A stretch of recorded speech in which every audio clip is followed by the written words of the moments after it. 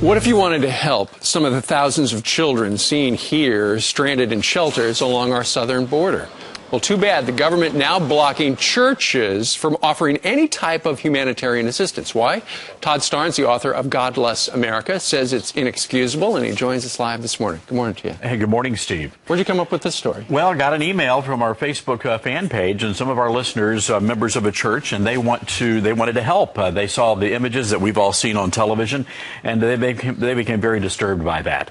So the pastor of the church there in Tucson, Arizona, a group of pastors made some calls to the Border Patrol. They wanted to go down to Nogales, where one of the border detention centers is located. And they said, hey, we want to come down there, bring our church group so they can play with the kids, play games. We could minister to them, pray with the kids, and meet their spiritual needs. And the government said, absolutely not. They said, well, what if we could just go down and pray? And they said, oh, absolutely, you can definitely not pray. But churches are not welcome to help and minister at the border. Todd, you've been bringing us a lot of stories with your sources there on the ground. What are they saying about the shroud of secrecy that appears to be around it? And a lot of people are very frustrated, especially people who are working inside the camps.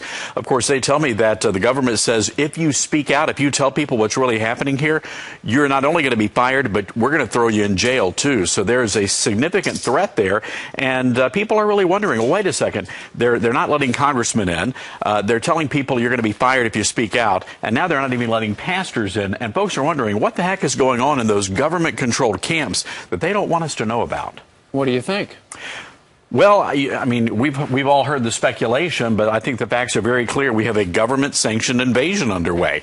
President Obama refusing to go down to the border. He has time to take a selfie with with the guy in the horse head hat, but he can't take time to go a couple of hundred miles past Austin to see what's happening with this humanitarian crisis. It seems as though this administration is more concerned about kids in other countries than kids that are here in this country.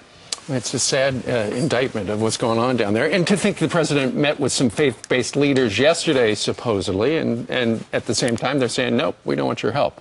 Yeah, that's right. There was a group in right outside of Lackland Air Force Base in San Antonio, and the kids actually were begging for workers to come and to hold them and to hug them.